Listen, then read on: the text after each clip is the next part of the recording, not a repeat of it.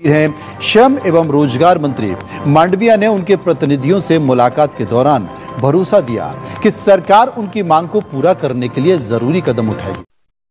नमस्कार दोस्तों, स्वागत है आप सभी को हमारे YouTube चैनल में। आपको EPS 95 पेंशन के बारे में जानकारी बताने जा रहे हैं, जो अभी 10 मिनट पहले की खबर निकलकर सामने आ रही। सरकार ने दिया बहुत बड़ा तोहफा।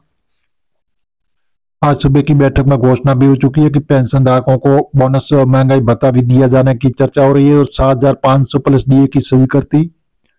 पेंशन बढ़ोतरी पर तत्काल आदेश भी आ चुका है कि नई सूची जारी हो चुकी है, जो 5,000 से लगा के 9,500 तक मिलेगी पेंशन। तो PM ने एक बड़ा ऐलान भी कर दिया है कि जल्दी पेंशन धारकों को इसका फायदा मिलेगा।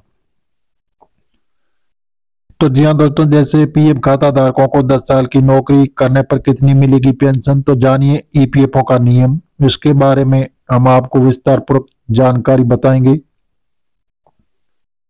तो आप बने रहे हमारी वीडियो में शुरू से अंत तक। आपको स्टेप बाय स्टेप आज की अभी हाल फिलहाल की जो ताजा अपडेट निकलकर सामने आ रही है वही आपको बता रहे हैं। PF प्राइवेट सेक्टर में जो काम करने वाले लोगों की सैलरी का एक हिस्सा PF में कटता है, जो कि हर महीने उनके PF खाते में अकाउंट में डिपॉजिट होता है। हालांकि कुछ शर्तें भी जिन्हें पूरा करने वाले पेंशन के हकदार होते हैं। ऐसे में आइए विस्तार पूर्वक आपको जान लेते हैं कि आखिर 10 साल की नौकरी करने पर आपको कितनी पेंशन मिलेगी। EPS 95 पेंशन बढ़ोतरी पर बहुत बड़ी खुशखबरी आ रही है कि पेंशन बढ़ोतरी प्रस्ताव पर हस्ताक्षर भी हो चुका है और 7,500 प्लस DA की स्वीकृति मिल चुकी है कि जल्दी आपको पेंशन अकाउंट में जमा होगी। PF खाता धारकों को 10 साल की नौकरी पर कितनी मिलेगी पेंशन, तो जानिए EPFO का नियम। प्राइवेट सेक्टर में काम करने वाला लगभग हर व्यक्ति अपनी कमाई में कुछ न कुछ सेविंग जरूर करता है और ऐसी जगह इसको इन्वेस्ट करता है जहां उसे शानदार रिटर्न मिल सके, ताकि रिटायरमेंट के बाद होने वाली आर्थिक परेशानियां का सामना न करना पड़े। इस लिहाज में PF खाता एक अच्छा ऑप्शन है जिसमें रिटर्न और शानदार मिलता है, बल्कि आपकी पेंशन को भी टेंशन खत्म हो जाती है। जी हाँ, PF खाता धारकों को EPS 95 के तहत पेंशन का लाभ दिया जाता है। हालांकि इसके लिए कुछ शर्तें भी है, तो आइए इसको पूरा प्रोसेस के बारे में विस्तार पूर्वक आपको जानकारी बताते हैं। 10 साल नौकरी तो पेंशन पक्की। सबसे पहले PF अकाउंट होल्डर्स को ये जान लेना जरूरी है कि आखिर EPS क्या होता है, और अक्सर लोग EPS को लेकर कंफ्यूज हो जाते हैं। ऐसे में आपको बता दें कि पेंशन स्कीम जिसे EPFO की ओर से मैनेज किया जाता है। इस स्कीम के तहत मौजूदा और नए EPF मेंबर्स EPF में शामिल होते हैं। इस स्कीम का लाभ उठाने के लिए केवल एकमात्र शर्त है जिन्हें कर्मचारी को पूरा करना जरूरी होता है। EPFO के नियमों में जैसे मुताबिक कोई भी कर्मचारी 10 साल नौकरी करने के बाद पेंशन पाने का हकदार हो जाता है। तो जी हाँ दोस्तों, इस प्रकार जो पेंशन प्रस्ताव भी पारित हो चुका है कि पेंशन भोगियों की बढ़ोतरी की तारीख निश्चित हो चुकी है। अब जल्दी आपको पेंशन का बड़ा लाभ मिलेगा। बताया जा रहा है कि जैसे 5,000 रुपये 25 लाख लोगों को लाभ मिलेगा और 7,500 का जैसे प्रत्येक महीने पेंशन का लाभ 40 लाख लोगों को दिया जाएगा और 9,000 रुपये पर महीने 13 लाख लोगों को लाभ मिलेगा। तो जी हाँ दोस्तों, आपको कितना मिलेगी पेंशन, EPFO द्वारा किया जाता है मैनेज। EPFO ने जैसे 19 नवंबर 1995 को एक कर्मचारी पेंशन योजना EPS 95 की शुरुआत की थी, जो संगठित क्षेत्र में कर्मचारियों को रिटायरमेंट जैसे की जरूरतों को पूरा करने के उद्देश्य से एक सामाजिक सुरक्षा पहल है, जो इसे EPFO द्वारा मैनेज किया जाता है। ये योजना 18 वर्ष की आयु तक पहुंचने वाले पात्र कर्मचारियों को पेंशन लाभ की गारंटी देती है।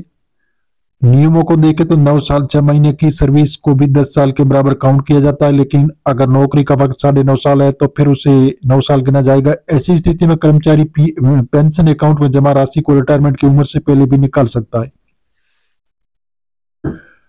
क्योंकि वे पेंशन के हकदार नहीं होते हैं।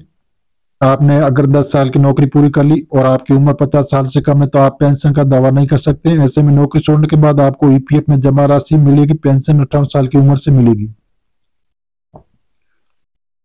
नौकरी में गैप होने पर क्या होगा, जैसे कि बताया गया कि 10 साल की नौकरी करने के बाद पेंशन पक्की हो जाती है। तो अब सवाल उठता है कि अगर कर्मचारी ने 5-5 साल के लिए 2 अलग अलग संस्थानों में काम किया तो फिर क्या होगा। नौकरी के बीच के 2 साल का गैप था, तो क्या वो कर्मचारी पेंशन का हकदार होगा या नहीं? तो नियम देखें तो जॉब में गैप के बावजूद पूरी नौकरी को छोड़कर 10 साल का टेन्योर पूरा करने पर भी पेंशन का लाभ मिलता है।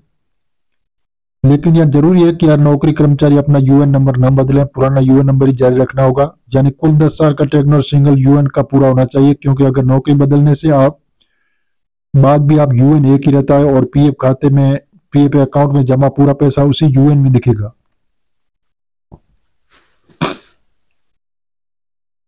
पीएफ कटौती की कैलकुलेशन प्राइवेट सेक्टर में जो काम करने वाले लोगों की सैलरी का एक बड़ा हिस्सा पीएफ के तौर पर कटता है, जो कि हर महीने कर्मचारी के पीएफ अकाउंट में डिपॉजिट हो जाता है। अगर आप 10 साल तक प्राइवेट नौकरी भी कर लेते हो तो पेंशन लेने के हकदार भी हो जाते हैं।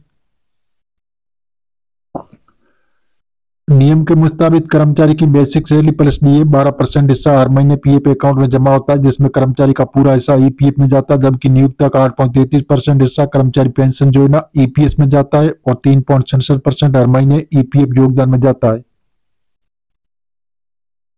ईपीएस के तहत इतनी तरह की पेंशन ईपीएस 95 पेंशन भोगियों के परिवार के सदस्यों को सहायता प्रदान करने के लिए कई तरह की पेंशन देती है। इसमें विधवा पेंशन, बाल पेंशन और अनाथ के लिए पेंशन शामिल है। किसी कर्मचारी की मृत्यु होने पर यदि विधवा पति पत्नी दूसरी शादी करती है तो पेंशन लाभ बच्चों को दिया जाने लगता है। अगर 58 वर्ष के बजाय ईपीएफ सदस्य 60 वर्ष की आयु से अपनी पेंशन शुरू करना चाहता है तो सालाना 4% की अतिरिक्त वृद्धि का लाभ मिल जाता है। इसके अलावा अगर कोई कर्मचारी पूरी तरह से और स्थायी रूप से विकलांग हो जाता है तो पेंशन योग्य सर्विस पीरियड पूरा न करने के बावजूद मासिक पेंशन के लिए पात्र होता है। तो जी हाँ दोस्तों, इस प्रकार जो ईपीएस 95 के 78 लाख पेंशन धारकों के लिए आ रही बहुत बड़ी खुशखबरी। बताया जा रहा है कि पहले आप अपने अकाउंट से किसी भी इमरजेंसी में केवल 50,000 रुपये निकाल सकते थे, लेकिन सरकार ने इसको बढ़ाकर 1 लाख रुपए कर दिया। अब आप किसी भी काम के लिए अर्जेंट में निकालना चाहते हैं तो अपने अकाउंट से 1 लाख रुपए की आराम से निकासी कर सकते हैं एक साथ। तो जी हाँ दोस्तों, बताया जा रहा है कि वंचित लोगों को भी इस योजना में जोड़ा जाएगा, उनको भी 5,000 रुपये प्रत्येक माह पेंशन दी जाएगी। क्योंकि सरकार ईपीएस 95 के दायरे को और आगे बढ़ाना चाहती है, इसलिए सरकार ईपीएस 95 के 78 लाख पेंशन धारकों को बहुत ही बड़ा तोहफा दिया।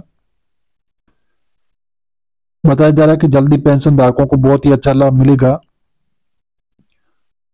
जी हाँ दोस्तों, पेंशन लिमिट को भी बढ़ा दिया गया है, जिससे आपकी पेंशन में बढ़ोतरी होगी और ब्याज दर भी 8.25% की दर से आपको ब्याज भी मिलेगा। कई लंबे वक्त से जो मांग कर रहे ईपीएस 95 के पेंशन धारक, उनकी मांग अब जल्दी पूरी होने वाली है। सरकार ईपीएस 95 के 78 लाख पेंशन धारकों के लिए बहुत ही बड़ा तोहफा देने वाली है, जो आने वाले दिनों में इनको लागू किया जाएगा, जिससे पेंशन धारकों को बहुत ही अच्छा इजाफा होगा। हम मीडिया आधारित आपको बता रहे हैं, सरकार से अभी हाल फिलहाल ऐसी घोषणा नहीं हुई। अब सरकारी ऑफिशियल वेबसाइट पर जाकर इसकी जानकारी ले सकते हैं और मिलेंगे नई जानकारी के साथ। नए और पहली बार तो चैनल को सब्सक्राइब कर लीजिए, ताकि इसी प्रकार की जो नई जानकारी होगी वो सबसे पहले आपको मिलती रहेगी।